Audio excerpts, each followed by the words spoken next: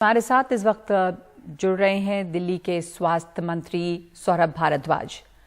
दिल्ली, बहुत बहुत धन्यवाद आपका सौरभ भारद्वाज, हमें समय देने के लिए। इस समय जो दिल्ली की स्थिति है, कोरोना के केसेस देश भर में बढ़े हैं, जो आपात बैठक आप लोगों ने बुलाई है उनमें क्या मुख्य बातें सामने आई हैं, तैयारी से लेकर और किस हद तक इस अभी संक्रमण है? नगवा जी, पिछले कुछ हफ्ते से ये चीज ट्रेंड सामने आ रहा था कि देश के कई राज्यों के अंदर कोरोना के मामले बढ़ रहे थे। सेंट्रल गवर्नमेंट की एडवाइजरी भी आई 6 राज्यों के लिए, जिसमें केरला, कर्नाटका, तमिलनाडु, महाराष्ट्र और गुजरात प्रमुख थे। दिल्ली उनमें नहीं था, क्योंकि दिल्ली में अभी संक्रमण इतना नहीं है जितना इन राज्यों में था। बट क्योंकि इन राज्यों में आया है और अभी तक हमारे जो ट्रेंड्स हैं वो ये है कि एक बार मुंबई के अंदर जब कोरोना बढ़ता है उसके 2 हफ्ते बाद जो है दिल्ली में वो ट्रेंड सामने आते हैं। बिकॉज ये दोनों सिटीज जो हैं दे आर एक्सपोज टू जो बाहर का जो इंटरनेशनल जो ट्रैफिक है उससे ज्यादा एक्सपोज हैं। तो हम ये हमारी एप्रीहेंशन है कि दिल्ली में भी ये मामले आगे आएंगे। दूसरा, क्योंकि हम सीवेज के अंदर दिल्ली जो है हमेशा से जो है सैंपल्स उठा के टेस्ट करते हैं हम रेगुलरली। ये करीब 2 हफ्ते पहले हमारे पास ये ट्रेंड भी आया कि सीवेज के अंदर अलग अलग इलाकों में, खासतौर पे साउथ ईस्ट में, साउथ में, वेस्ट दिल्ली में हमें सीवेज सैंपल्स में कोरोना के संकेत दिखने लगे थे। तो वी वर एप्रीहेंडिंग कि कोरोना आएगा। बट कुछ बातें जो है वो राहत की वो ये है कि ये जो स्ट्रेन है ये ओमिक्रॉन का ही एक मिलता जुलता स्ट्रेन है, जिसको कहते हैं XBB 1.16। तो ये वो स्ट्रेन है जिससे दिल्ली वाले पिछले 2022 जनवरी से एक्सपोज हैं। आपको याद होगा 2022 में भी एक पार्शियल लॉकडाउन लगाया गया था, हालांकि वो बहुत ज्यादा जो है सीरियस नहीं था मामला। तो ये लगभग वैसा स्ट्रेन है जिसकी ट्रांसमिसिबिलिटी बहुत हाई है, मतलब ये फैलता बहुत ज्यादा है मगर इसकी सीवियरिटी कम है, ये लोगों को नुकसान कम पहुंचाएगा। और इसका जो इवेजन टू जो है जी वैक्सीनेशन हाई है, मतलब अगर आप वैक्सीनेटेड भी हैं तो भी इसके चांसेस हैं कि ये जो है संक्रमण आपको लगेगा। बट सीवियरिटी ऑफ इलनेस जो है इसकी लो है। तो ये होगा जरूर, मगर ये बहुत ज्यादा जो है हम लोगों को परेशानी नहीं देगा। मगर जिन लोगों को कोमॉर्बिडिटीज हैं, जिनको जो है लंबे समय से जो बीमारियों से जो है एक्सपोज्ड हैं या उनकी इम्यूनिटी कम है, उन लोगों को जो है मैं ये सलाह दूंगा कि वो मास्क जरूर पहने, भीड़ भाड़ वाले इलाकों को अवॉइड करें और अपने आंख, नाक, मुंह पे हाथ लगाने से पहले जो है हाथ को बार बार धो लें। जी, तो इसे लेकर ये अच्छी बात है कि इसकी ट्रांसमिसिबिलिटी जो है वो ज्यादा तो है, लेकिन ये बहुत ज्यादा फेटल नहीं है। हमने कुछ दिल्ली में जो आंकड़े आए हैं सौरभ भारद्वाज, उसमें इस समय कितने एक्टिव केसेस हैं? 2 इसमें मोर्टेलिटी भी हुई है, 2 लोगों की जान भी गई है। लेकिन यहाँ बिल्कुल हो सकता है कि कोमॉर्बिडिटी रही हो और बीमारियां रही हो, इसलिए भी जान जा सकती है। हालांकि ये जो स्ट्रेन है आप कह रहे हैं वो बहुत फेटल नहीं है। इसकी फैलता ज्यादा है, इसको लेकर दिल्ली में तैयारियां किस तरह की हैं? एक्टिव केसेस कितने हैं? किस तरह के और कुछ गाइडलाइंस क्या जारी किए जाएंगे पब्लिक प्लेसेस में, स्कूल्स में? जी देखिए नगमा, क्योंकि अभी जो है टेस्ट जो है हम बहुत कम करा रहे हैं। पिछले कई महीनों से टेस्ट जो है 1,500 अब 2,200 टेस्ट जो है पर डे हो रहे हैं। इसलिए अगर आप समझिए कि अगर 150 या 152 केस भी आ जाते हैं तो एकदम जो है 10% से ऊपर का आंकड़ा दिखता है। तो अभी जो एडवाइस है वो ये है कि अगर किसी को कोरोना के लक्षण दिखें, फ्लू के इस तरीके के सिम्टम दिखें कि उसको कोरोना हो सकता है, तो उसको जो है हम टेस्टिंग सेंटर्स के अंदर भेज रहे हैं। मगर जनरली पब्लिक जो है, जो पहले डर के माहौल में कराया करती थी, किसी भी कारण से कराया करती थी, वो टेस्टिंग नहीं है। इसलिए इस पॉजिटिविटी रेट को देख के जो है लोग जो है चिंतित ना हो। इतना जरूर है कि दिल्ली सरकार इसके ऊपर बहुत क्लोज नजर बनाए रख रही है, क्योंकि we don't want to take any chances, any risk for Delhiites. इतना है कि हमने एक मॉक ड्रिल की है पिछले हफ्ते, जिसके अंदर हमने अपने दिल्ली सरकार के अस्पतालों की प्रिपेयर्डनेस चेक करी। क्या वो जो हमारे लिक्विड ऑक्सीजन है वो पर्याप्त है, जो हमारी मैन्युफैक्चर्ड ऑक्सीजन है वो सही काम कर रही है, हमारे ऑक्सीजन सिलेंडर जो हैं वो ठीक हालात में हैं, हमारी जो response time to any kind of emergency वो क्या है, प्रोटोकॉल्स क्या हमारे पास हैं, आइसोलेशन वार्ड्स इन प्लेस हैं नहीं है, कितने बेड्स हमने जो हैं अभी जो हैं कोरोना के लिए एयरमार्क किए हुए हैं वो हैं सही हालत में हैं। इन सब चीजों की प्रिपेयर्डनेस हमने पिछले इतवार को चेक की थी। हालांकि आज जो है वो केंद्र सरकार से भी कई राज्यों को कहा गया है कि भैया आप एक मॉक ड्रिल करें। तो मुझे लगता है क्योंकि मॉक ड्रिल हमने कर ली है तो कल मुख्यमंत्री जी को जो है हम मॉक ड्रिल के जो हमारे जो रिजल्ट्स हैं उनसे अवगत कराएंगे। जो बाकी राज्य हैं उनमें क्या ट्रेंड्स चल रहे हैं उसको हम हेल्थ डिपार्टमेंट के माध्यम से जो है ले रहे हैं, वो मुख्यमंत्री जी के सामने कल रखेंगे so that we know if we have to take any steps या कोई डायरेक्शंस आती हैं मुख्यमंत्री जी से तो कल जो है वहां पे जो है वो ली जाएंगी। अभी जो मेन समस्या ये जो है जो जिसकी वजह से थोड़ा सा ट्रिगर हुआ वो ये था कि 2 पेशेंट्स जो है वो मृत हुए इस कारण, और दोनों पेशेंट्स में कोई पेशेंट दिल्ली गवर्नमेंट के हॉस्पिटल में तो नहीं थे।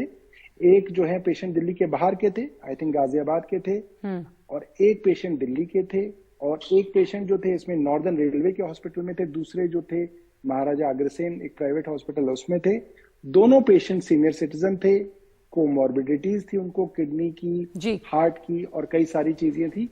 तो ये कहना तो सही नहीं होगा कि primary cause of their death is corona, but yes as a government we are very sincere and careful about it. जी, मैंने भी वही कहा था कि हो सकता है कि इन मामलों में कोमॉर्बिडिटी रही हो क्योंकि ये स्ट्रेन बहुत ज्यादा फेटल नहीं है। सौरभ भारद्वाज, आपने ही अभी बताया कि महाराष्ट्र में केसेस ज्यादा हैं और महाराष्ट्र दिल्ली के बाद दिल्ली में भी हम लोगों को इसलिए एक आशंका है कि मामले बढ़ सकते हैं क्योंकि लोगों का आना जाना लगा रहता है और दिल्ली जैसे शहर में जाहिर है कि तमाम जगहों से लोग आते हैं, तो दूसरे शहरों से, दूसरे राज्य से, दूसरे देशों से जो लोग आ रहे हैं जाहिर है कि उनके ऊपर कोई रोक टोक तो नहीं है अभी, लेकिन मॉनिटरिंग क्या बढ़ाने की जरूरत है। खास करके पड़ोसी राज्य हैं जैसे महाराष्ट्र से लोग आ रहे हैं और जगह जहां पर मामले बढ़े हैं, तो दिल्ली में इसकी जरूरत महसूस कर रहे हैं आप लोग कि एयरपोर्ट्स पे स्क्रीनिंग मॉनिटरिंग शुरू हो? नगमा, ये जो पड़ोस के राज्यों से आना जाना एक काफी जो है सेंसिटिव इशू रहता है और इसके अंदर एक बैलेंस की हमेशा से सरकार को जरूरत रहती है। तो अभी जो सेंट्रल गवर्नमेंट का जो प्रोटोकॉल है उसके अंदर जो इंटरनेशनल पैसेंजर्स हैं उसमें करीब 2% पैसेंजर्स को रैंडमली सेलेक्ट करके उनके टेस्ट कराए जा रहे हैं एयरपोर्ट्स के ऊपर, और उसके अंदर कोई बहुत ज्यादा अलार्मिंग रेट पे जो है जो इन्फेक्शन है वो अभी तक नहीं दिखा है। और इस चीज को भी आप इस चीज से समझिए कि गवर्नमेंट को एक बड़ा बैलेंसिंग एक्ट रखना पड़ता है कि हॉस्पिटल्स के अंदर आप एकदम कोविड का प्रोटोकॉल अगर हम जैसे कि एनफोर्स कर दें तो क्या होता है नगमा जी कि कई सारे पेशेंट्स अपने हार्ट की एलिमेंट के लिए आए हैं, कोई अपने लिवर ट्रांसप्लांट के लिए आया है, कोई अपने ब्रेन हेमरेज के लिए आया है। अब कोविड का जैसे अलार्म होता है उन सब पेशेंट्स को जो है अगर बाय द वे कोरोना निकल जाता है तुरंत उनको कोरोना हॉस्पिटल के अंदर जो है भेज दिया जाता है। उसकी वजह से जो उनकी बेसिक एलिमेंट है वो जो है नजरअंदाज हो जाती है और कई बार उसकी वजह से जो है उनकी जान को खतरा हो जाता है। तो we have to be very careful. तो बड़ा बैलेंस बना के गवर्नमेंट चलती है कि बहुत ज्यादा अलार्म भी ना हो जाए ताकि जो है कन्वेंशनल जो बीमारियां हैं उनके इलाज लोगों के होते रहे और कोई केयरलेसनेस भी ना हो जाए। तो we are monitoring this situation very closely और जैसे ही किसी भी चीज की जरूरत होगी हम उसके ऊपर जो है तुरंत कदम उठाएंगे। तो सतर्क है दिल्ली सरकार और इस सिचुएशन स्थिति पे आप लोग पैनी नजर रखे हुए हैं। समीक्षा बैठक भी होगी। धन्यवाद आपका सौरभ भारद्वाज, दिल्ली के स्वास्थ्य मंत्री सौरभ भारद्वाज हमारे साथ जुड़ने के लिए और बताने के लिए कि दिल्ली सरकार की तैयारी जो है वो कैसी है और ये जो मामले अब बढ़े हैं कोरोना के, किस तरह का ये स्ट्रेन है, कितना घातक है, ये दोबारा जो इस वक्त राइज देखा जा रहा है वो क्यों। हमारे साथ ILBS यानी कि institute of liver and biliary sciences के निदेशक डॉक्टर SK सरीन जुड़ रहे हैं। बहुत शुक्रिया डॉक्टर SK सरीन हमसे बात करने के लिए। इस समय एक बार फिर से इस बात की चर्चा अक्टूबर के बाद से हम कहें तो दोबारा अभी चर्चा शुरू हुई है कि मामले बढ़ने लगे हैं कोरोना के फिर से और जो डेली केसेस हैं उनमें उछाल देखा गया है। किस तरह का ये स्ट्रेन है और कितना इससे सावधान रहने की जरूरत है? NDTV का ये जो इनिशिएटिव है इसके माध्यम से पहले मैंने सुना ऑनरेबल हेल्थ मिनिस्टर साहब भारद्वाज साहब ने पूरी तैयारियां बताई दिल्ली के लिए। दिल्ली ने हमेशा लीड किया है और पॉलिसीज के अंदर इम्प्लीमेंटेशन में, प्रिपरेशन में।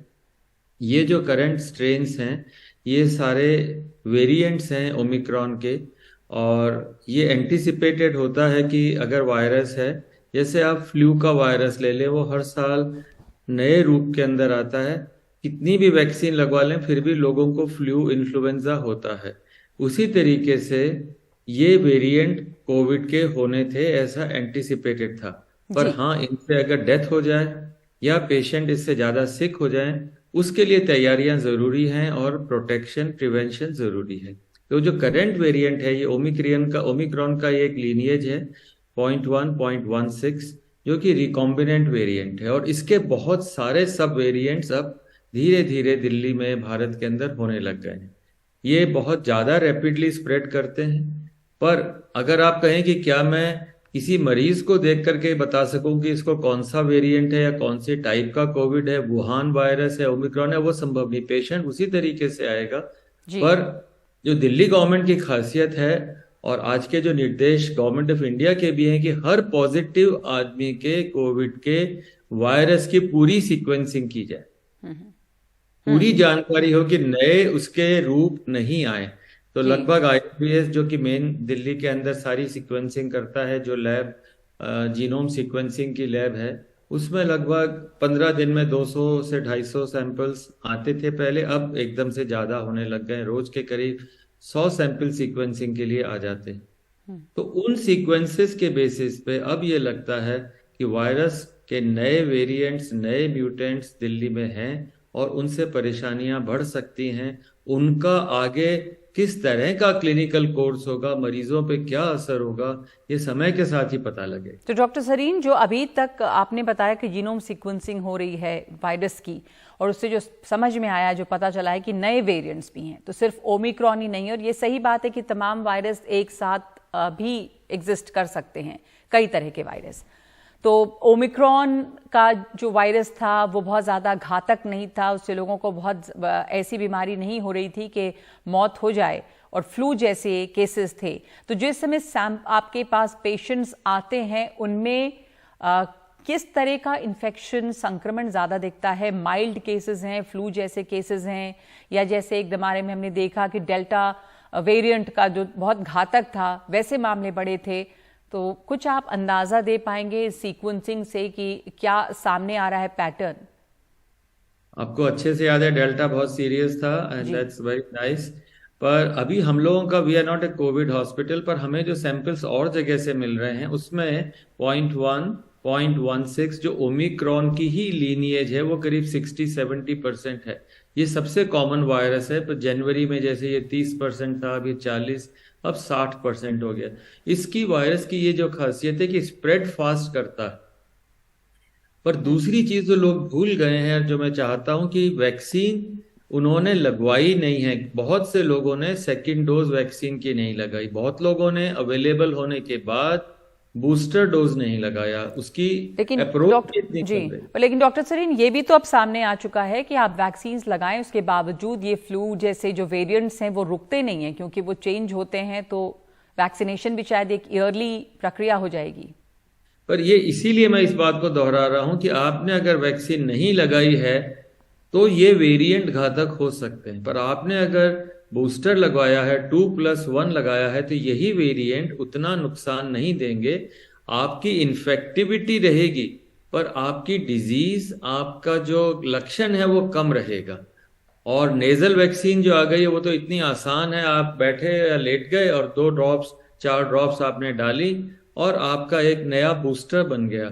तो मेरा ये दरखास्त है कि जिन लोगों ने बूस्टर नहीं लगवाया, चाहे नेजल बूस्टर लें, चाहे दूसरा इंजेक्टेबल बूस्टर लें, पर जरूर अपने आप को, स्पेशली जो कोमॉर्बिड हैं या एल्डरली हैं या हाई रिस्क ग्रुप है, मैलिग्नेंसी वाले, लिवर डिजीज वाले, प्लीज अपना बूस्टर लगवा लें, क्योंकि ये वायरस बढ़ेगा, ये वायरस का नेचर।